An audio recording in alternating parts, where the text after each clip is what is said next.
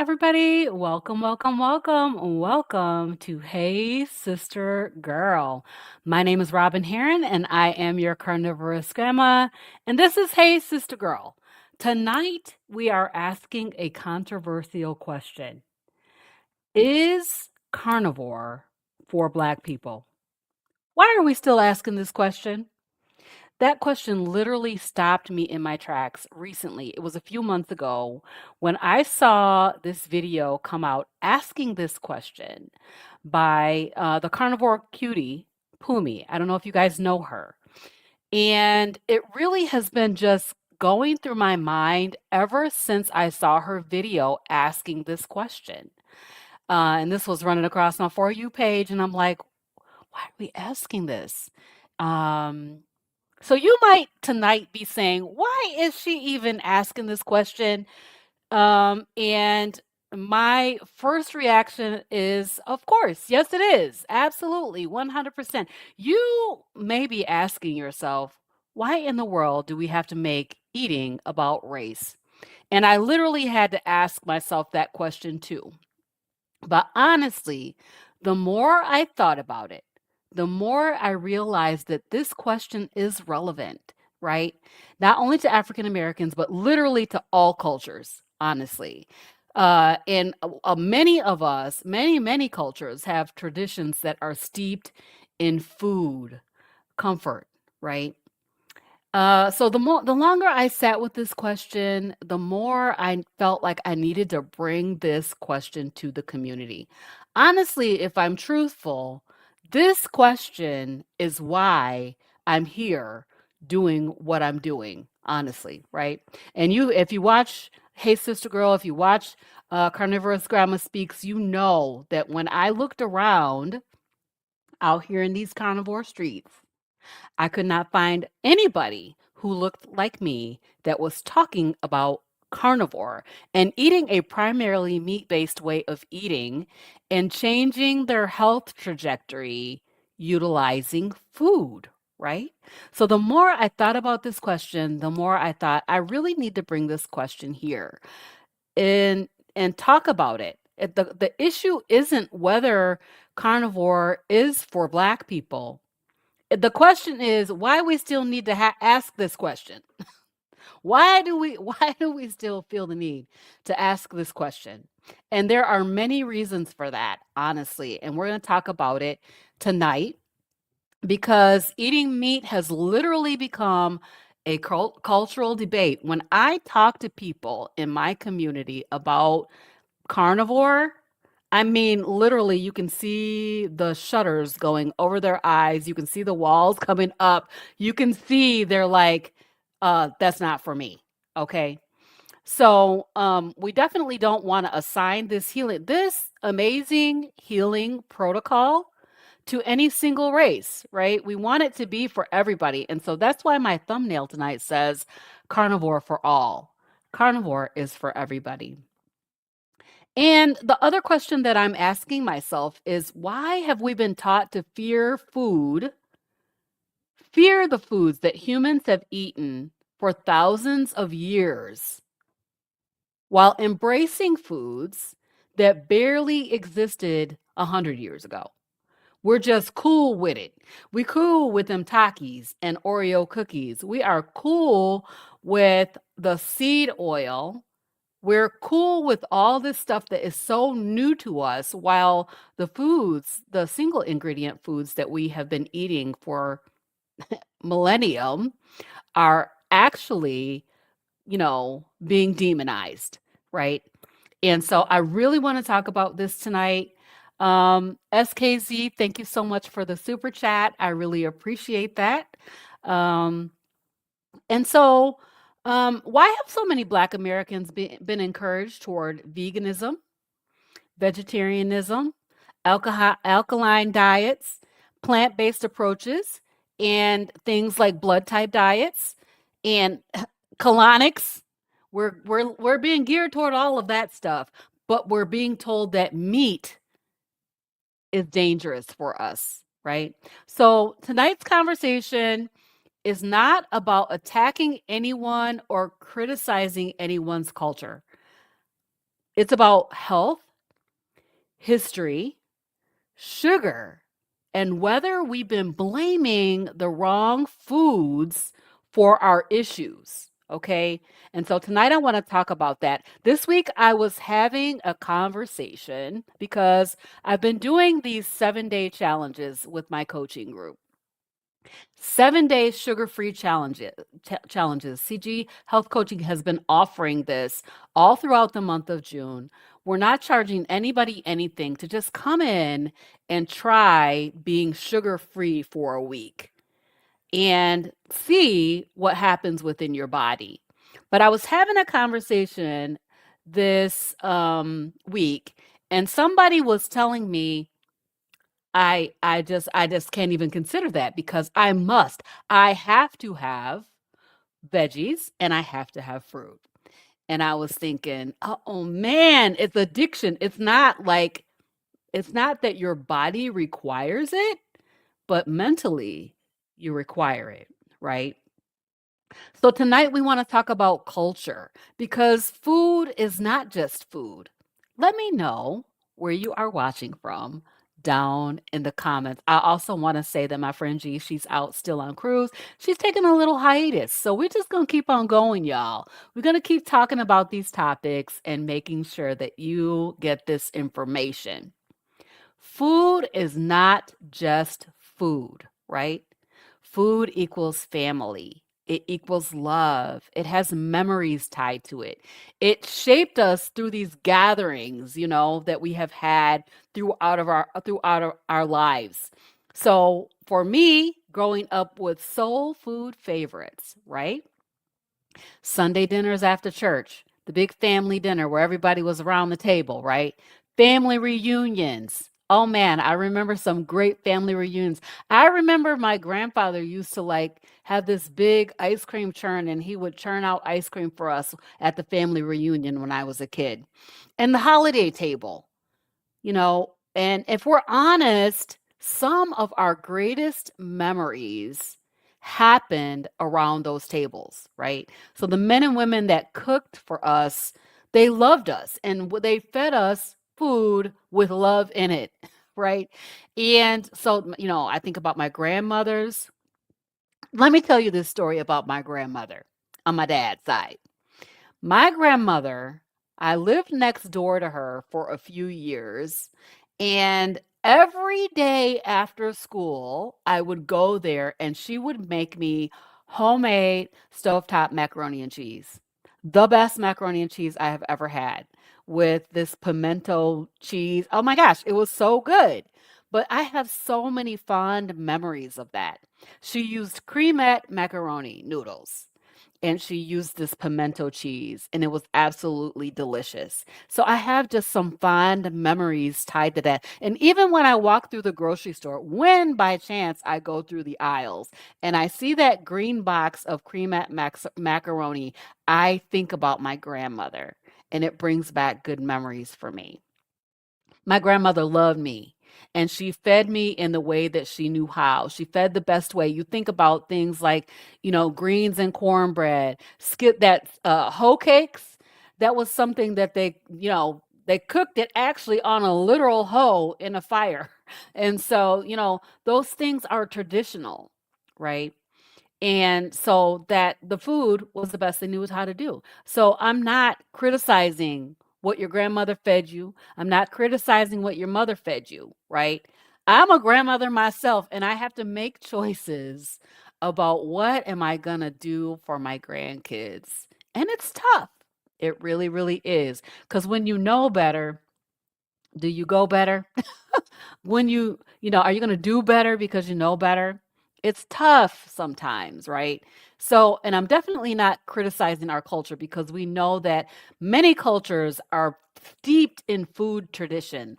I think about sometimes my daughter talks about she's a PA and she works with a lot of people from different cultures and she talks about particularly in the Hispanic community how they eat a lot of tortillas and they eat a lot of rice, right? It is their food culture. They eat a lot of beans and stuff like that. So it's food culture. And so I'm definitely not criticizing culture. Um, the cultures have the food history, right? And I think we have to be willing to ask a very difficult question. And I thought about this question as I was talking to my family member this week who was telling me I have to have vegetables and fruits, right? So, can something be culturally important and still not help us heal our bodies, right? So, those fruits and vegetables are literally causing your problem. And we're not willing to hear that because, like I said, when I start talking about, I'm talking more about elimination of sugar these days and less about carnivore. Although we know that if you're going to literally eliminate sugar, you're going to go all the way to a primarily meat-based way of eating, right? Because even fruits and vegetables have a lot of sugar, especially those starchy. We think about potatoes and corn and all of those things. They're super starchy and they're just full of sugar and starch, right? So the food is causing the problem, but we're not willing to give it up, because I grew up eating all of these plants. And I did too. I grew up eating plants. I always never really liked them that much, but I didn't realize the big problem that they were causing for me. So, can it be culturally important and still not help us heal? I think the answer to that is yes, it can be culturally important and not help us to heal. And in fact, be causing a myriad of health problems. Foods that connect us emotionally may not always be the foods that serve us physically, right? And so many of the foods that are causing the problems today aren't even our traditions. I want you to think about this. So we got all these traditions. I talked about the macaroni and cheese. That was my jam. My grandmother, she used to make it for me all the time. Now I can't even have cheese. It's so sad. But a lot of the foods that are causing this health issue for us are not even like traditional foods, like sodas and snack foods. I think about when I was on keto and they came out with all these keto treats and literally derailed everybody that was actually on keto because it was so, so, so addictive. What about fast food? The convenience factor and other processed products, not even foods. We're going to just call them what they are, which is products. Those are not your heritage. They're not, because they haven't even been around for barely 100 years. Have we been eating like this? These are literally modern foods. And, we don't need to confuse our culture with these convenience products, right?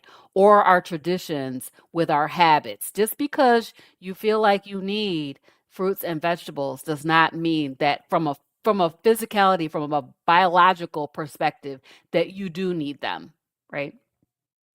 So our grandparents worked harder than us. They was out there working. I mean, physical labor, right?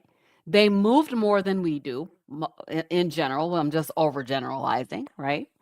They ate less sugar and they consumed way fewer less processed foods than we do today. So the food culture was completely different for my grandmother. I think about my grandmother sometime. My mom's mom, who ended up with type 2 diabetes in her old age. Like she was probably 70 or 80 when she became diagnosed with diabetes, and was a very thin person, but she ate a lot of crackers and she ate stuff like crackers and cornbread mixed with buttermilk. Ugh. So gross, but she did. I mean, she enjoyed that, right? And so we definitely don't want to reject our culture. We know that we love our people, right? But we do want to reclaim our health, and that is within your power to do, okay? So, who decided what black people should eat? Who was the decision maker on that? Because what I've noticed is that we've been taught that eating less meat is somehow healthier. And in fact, in my family, I see this, right? I'm telling people, eat more meat, eat more meat. I don't care what you're doing, you need to eat more meat. You need to go ahead and have some of that animal fat. But what we have been taught and told is that red meat is dangerous. So you really should only eat the size of the palm of your hand, right? You should only eat red meat the size of the palm of your hand.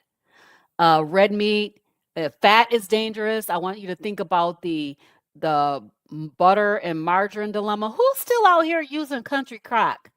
What is that anyway? It's not real food. It's not even real food, right? It's just toxic seed oils, right? And people are still using that and they're calling it butter. I had somebody talking about ham hocks and chitlins. You better go ahead and talk about it. I love me some ham hocks and some chitlins, but I got to clean them and cook them myself. That's the only problem with that. Yeah, the butter and margarine dilemma. Like, who told us that eating butter, eating that country crock or parquet or blue bonnet, everything's better with blue bonnet on it? Do you guys remember that? Everything's better with blue bonnet on it. Yeah. Not so. Not so. We should just go on back to eating Old Faithful butter. But they taught us that fat is dangerous and it's going to clog your arteries and it's going to, it's going to make you fat. And it's just actually the opposite of that. So they taught us that animal foods are dangerous and they're going to give you that heart attack. They're going to give you a stroke. Oh, and by the way, they're going to sit in your gut and rot and so on and so forth. Literally demonizing the animal foods that are really such a healing protocol, right? So, yep, Jessica says eat real butter and grass-fed meat. Yes, absolutely. Yeah, so over the years, these health movements became especially influential in African American communities. I'm telling y'all, I didn't see my dad was a butter guy. He always had butter, but we ate butter on toast and it was really good. I have to remember that fondly, you know. He always made eggs with butter. He ate bacon. That was kind of how my dad was raised. But on my mom's side, we had some blue bonnet and some, country crock. Not really. We didn't really do country crock, but we did parquet, the margarine. And so these health movements have really influenced us to eat the wrong foods, to eat not natural foods, right? And so a lot of people embrace these vegetarian, vegan, alkaline detoxes. I mean, have you ever heard of the colonic? Oh my gosh, I can't even imagine. So blood type diets, and these cleanses and all those kinds of things, a smoothie cleanse, juicing, etc. Right? I want to mention this guy, Dr. Sebi.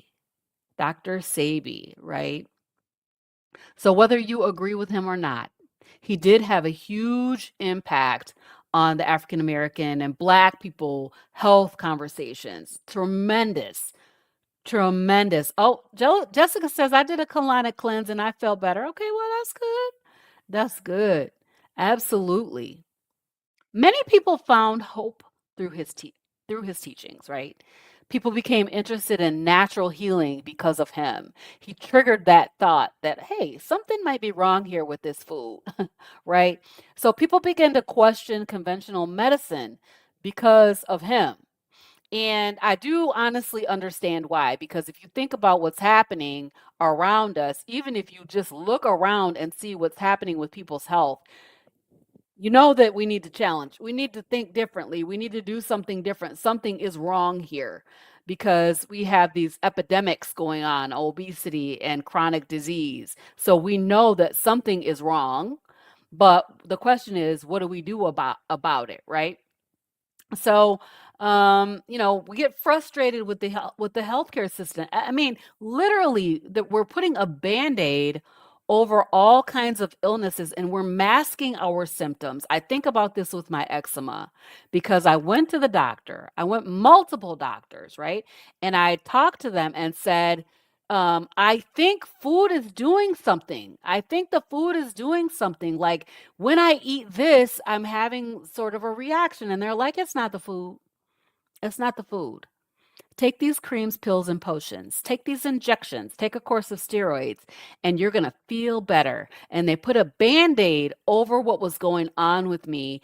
And for 30 years or more, I used one single cream on my face every day. I used the strongest medication I could possibly get I mean, not over the counter, but through a prescription on my hands because my eczema would not go away, right?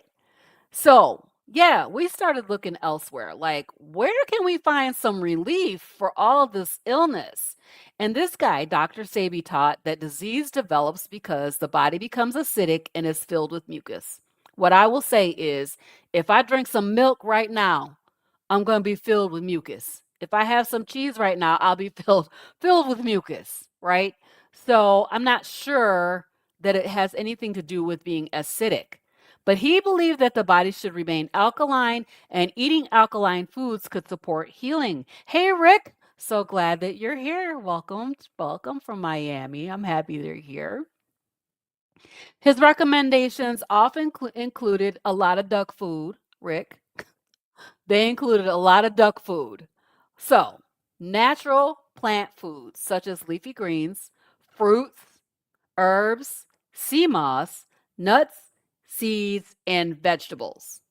And generally discouraged animal foods such as dairy, eggs, and he also discouraged sugar and processed foods. So that's the key, I believe, right? People following this approach felt better. They reported feeling better. They reported healing. They reported a lot of, health and healing, right? Coming out of this. And I don't think it's very surprising that that would help you eliminating sugar, which is probably our biggest problem, processed foods with all those ingredients, processed products that are not even food. It's just a big old list of chemicals, eliminating that, right? And then literally going back to eating single ingredient, back to natural type of foods. Okay. So it's not surprising that people started to feel better. They remove all that refined flour, they remove the fast food and other highly processed products. So, is it the alkaline nature of the diet, right? Or is it the removal of all of those highly processed foods and switch to single ingredient foods that makes a difference, right? Our bodies literally tightly regulate our pH. So our lungs and kidneys work constantly to maintain balance. And so for me personally, my healing began when I removed sugar. And when I say removed sugar, I'm talking about even plant sugars. Because just a quick reminder that carbohydrate equals sugar, and all plants have carbohydrates. Even I use the example of the green beans all the time because it's a very low carbohydrate meal. It's a very low carbohydrate food. It has 6 carbs for a half cup serving.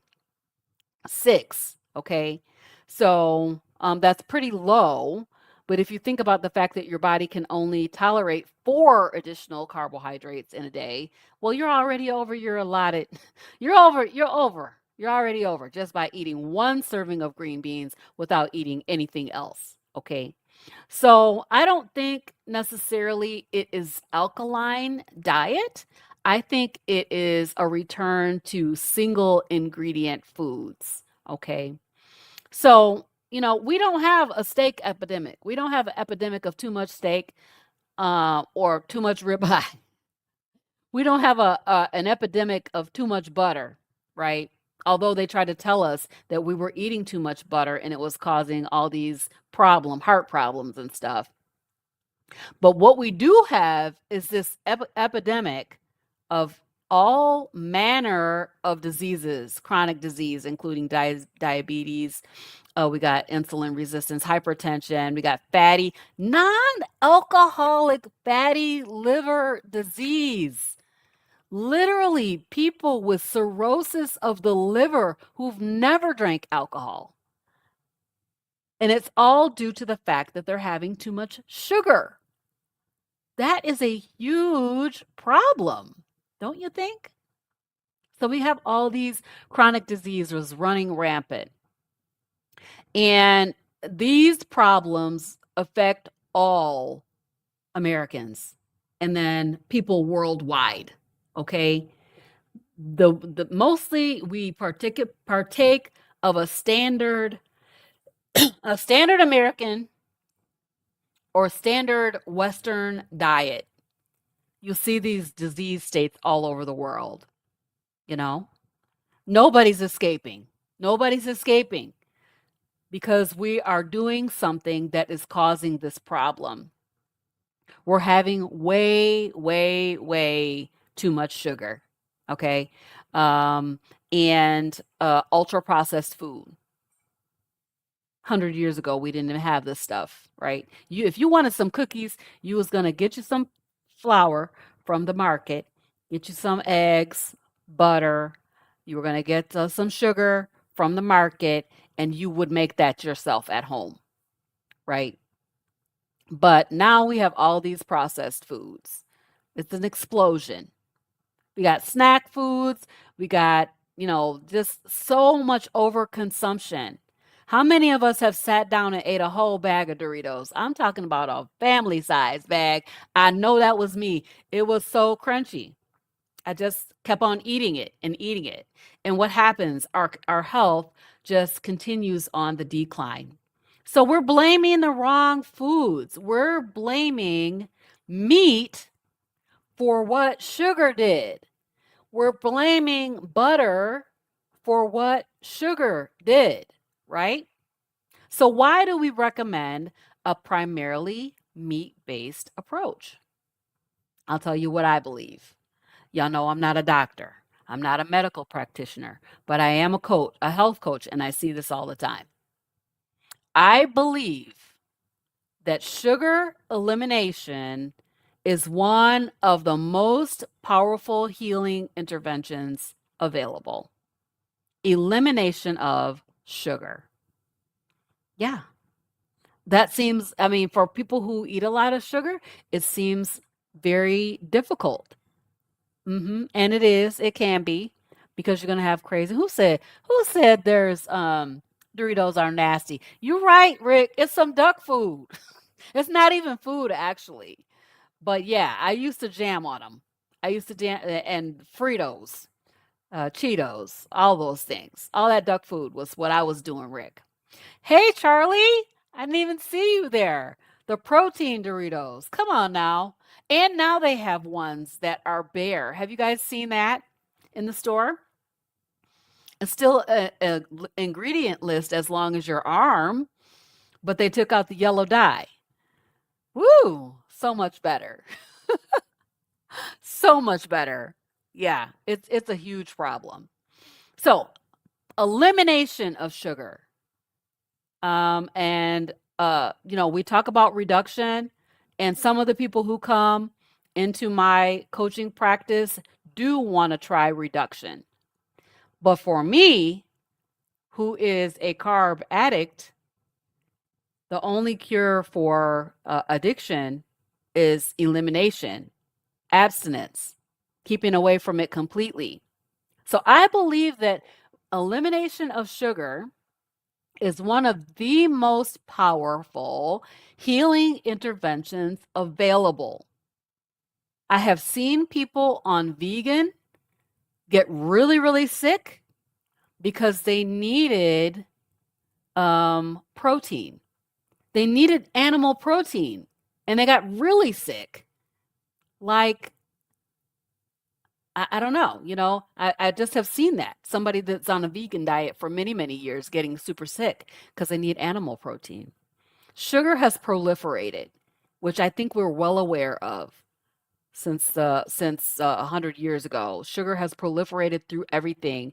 You think about all of the low fat foods, everything that they took the fat out of, they added sugar, corn syrup. They added something to make it taste good because fat is delicious. Fat makes things taste good. So if you take the fat out, you got to put something in there to make it taste like something. And what they added was sugar, right? So it's in all of the drinks, it's in the bread. Have you guys noticed? I don't know if you noticed this. See, I got these kids in here, so sometimes I have some bread in this house. Did y'all notice that the bread don't spoil? What kind of bread is that? What is that? It's not real food. It's not real food. It's got so many preservatives in it. And I think about what is that doing in the inside of the body, right? Snacks, breads, sauces. If you look on the label of almost all of your salad dressing, it's the first ingredient is going to be something like canola oil or soybean oil. Okay? That's toxic. It's literally toxic. So, because these people still eat salads, I try to get an avocado oil-based salad dressing for them. This stuff is expensive too. Like, if you need to eat a salad, first of all, you got to eat the salad up before it goes bad. Secondly, the dressing that you need to buy, or, I mean, I guess you can make your dressing at home. That's probably a thing that you could do. Make it at home. That's a good idea. So we don't even realize that these foods are full of sugar. They don't taste sweet necessarily, but they're very, very full of sugar. And so for many people, one of the simplest ways to eliminate sugar from your way of eating is through a primarily meat-based way of eating. Yes, I'm talking about carnivore. Yes, because carnivore is really truly the only sugar-free way of eating. Animal foods provide protein, healthy fats. They make you full. Eat enough. Make sure you're eating plenty, but you'll learn what your satiety is. Maybe you have forgotten what it feels like to be full. I know that I did so much dieting. I was always on a diet. And so I always thought like, you just need to be just a little bit hungry at all times. You just need to be a little bit hungry because you should only eat about 1,000 calories a day. Calories doesn't even make sense to me anymore, right? So yes, learn how to eat to satiety with animal foods. They provide blood sugar stability. And that satiety that we're talking about being, full, comfortably full, means that you're not going to be like getting the cookie jar every couple of hours because you will not even be thinking about food, which is really a really, really nice thing. So we want to keep those processed foods out and basically go on and eat meat until we're comfortably full. Don't eat if we're not hungry. And that is a really, really powerful, it's a powerful, powerful thing. So switching to a primarily animal-based way of eating for me has been a game changer. I mean, that is literally one of my favorite words. It's a game changer. It literally changed the game for me. So I heal my body from the inside out, reducing inflammation and improving anxiety. I mean, y'all, I was so afraid. I was just like afraid of everything. Um, and I didn't want to be fearful, but yet and still I still was. I had all these racing thoughts, right? Eczema, the digestion, and my overall quality of life. Now, some people would think, well, if all I could eat was meat, I wouldn't be happy. I don't feel that way. I don't feel that way. And I hear people saying I would rather be happy than healthy. And I think that if you could get healthy, you would find that you would much prefer to be healthy. and you can be happy also at the same time. Right. So all of that stuff happened because I removed sugar and built my meals around animal foods. Yeah. So what about our ancestors? So I don't know what y'all thought, but people who act like meat is foreign to our ancestors, it's just not true, right? Yeah. So many traditional cultures have consumed a variety of animal foods, including fish, livestock, game, eggs, animal fats, and broth. Why y'all think they was ganging up together to go and kill a big animal so that they could feed a family, right? And they did also eat plant foods. And some people want to ask me about the Bible and what do I think about what the Bible says about food and eating. And I say this: if you can find some food that is like what they had in Bible times, you go ahead and eat that. I don't think you're going to find it because our food is so different. It's been genetically modified. It has nothing, no resemblance to what we had back in the day, right? And so, I mean, especially the things that you can go and buy off the shelf, particularly. So yeah, animal foods have nourished us throughout human history, right? We don't want to even need to ask the question, is meat part of our heritage? Yes, it is. But we do not need to be fear meat. And that's I'm looking at the people. I'm talking to people about elimination of sugar, talking about eating more meat, and I literally see the walls go up. So, the question is carnivore for Black people? Yep. Yes, it is. Is carnivore for Mexican people? Mm hmm. Oh, yes. Yes, it is. What about Asian people? Or any other culture? Yes, it is. Is carnivore for white people? Yes. Carnivore for all. Yes, yes, yes. Carnivore for all. Okay? So, yeah, why are we still even asking a question about whether a proper human diet is proper for humans?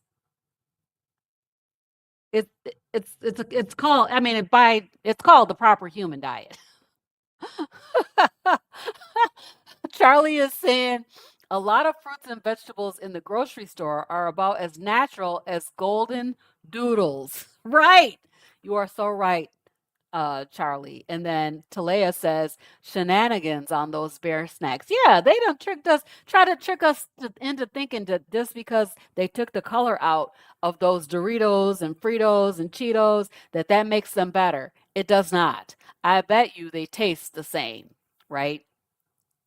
Yeah. So complete sugar elimination can change lives.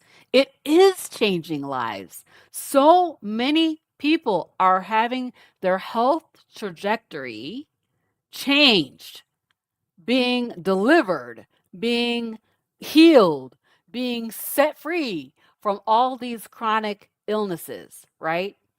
And so, yeah, I don't think that everybody will agree with me, but you should. You should agree with me. You might not have to eat exactly like me. I really do believe that a sugar elimination way of eating, at least for a time, can show you what plants are doing. I did not know for sure what the plants were doing to me until I eliminated them completely and then started trying to bring them back in. And I realized, oh my gosh, did you know that black pepper makes it feel like I have a cold? I get like a stuffy nose whenever I have it.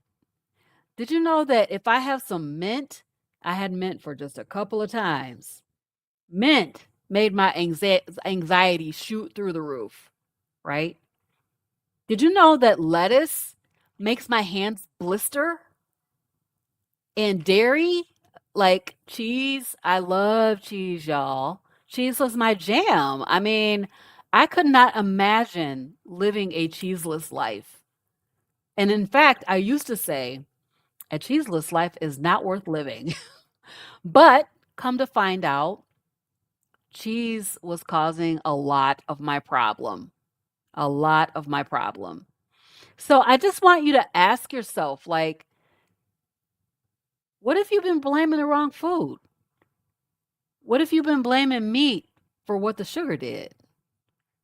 What if you've been blaming fat for what sugar did? Right? That's probably the case because we've been taught this dogma that fat makes you fat, and it does not. Fat does not make you fat. So stop being afraid of the wrong thing, right? And, the answer here is that healing is for everyone. Healing is for all of us. I have a scripture that I always say, and I know everybody's not a Christian, and that's all right. But I would that you would prosper and be in health even as your soul prospers. I want you to have your health back. It's in your hands to take it back, and not, rely on someone else to make your choices for you, right? So, thank you so much for joining me tonight for this topic. I want to say if this conversation encouraged you, if it challenged you, made you think differently, go ahead and share this episode with somebody that you know needs it. So, you can join our Hey Sister Girl community, ladies. If you're interested, it's on Facebook. Feel free to go over to Facebook and look for Hey Sister Girl and click that join button. We'll be happy to have you as part of our community. I also want to mention that I am a health coach and I do coaching. And if you're interested in learning more about CG health coaching, you can find out about that at cghealthcoach.com. And then finally, I got to talk about Impact because it's right around the corner, just a couple of months away now. So we are going to be having Impact Meetup and Eat Up with Carnivorous Grandma and Friends September 5th. 2026, right here in Kalamazoo, Michigan. So if you are in the Kalamazoo, Michigan, or anywhere in the Michiana area, come on out. We have a great lineup for you. I can't wait to see you too, Charlie. We have a great lineup for you. Dr. Kiltz and Dr. Nelson and Nurse Laura will be here, plus a whole host of influencers, your favorite influencers that you guys have been watching on YouTube or on TikTok. They're going to be coming in. We got people literally coming from worldwide to be a part of Impact. And the big deal is that Carrie and Emma are coming. We are going to have a screening of the Healing Humanity documentary. So you want to bring somebody that doesn't know, like, yeah, you might know that carnivore is amazing. You might know that returning to natural eating is amazing and wonderful and a healing protocol. Bring somebody with you that doesn't know about it and let them watch this movie and hear these stories and let their life be changed. Thank you guys so much for being here with me tonight for Hey Sister Girl. Let's see, when am I going to be back? I'll be back on Saturday night with Coach Sherrod Brown for Coach's Corner. Hey, if you are a health coach and you want to be a panelist on our Coach's Corner, please let me know. Reach out to me, let me know. We would love to have you on and talk about whatever topic suits your fancy. All right, you guys, I will see y'all next time. Bye, everybody.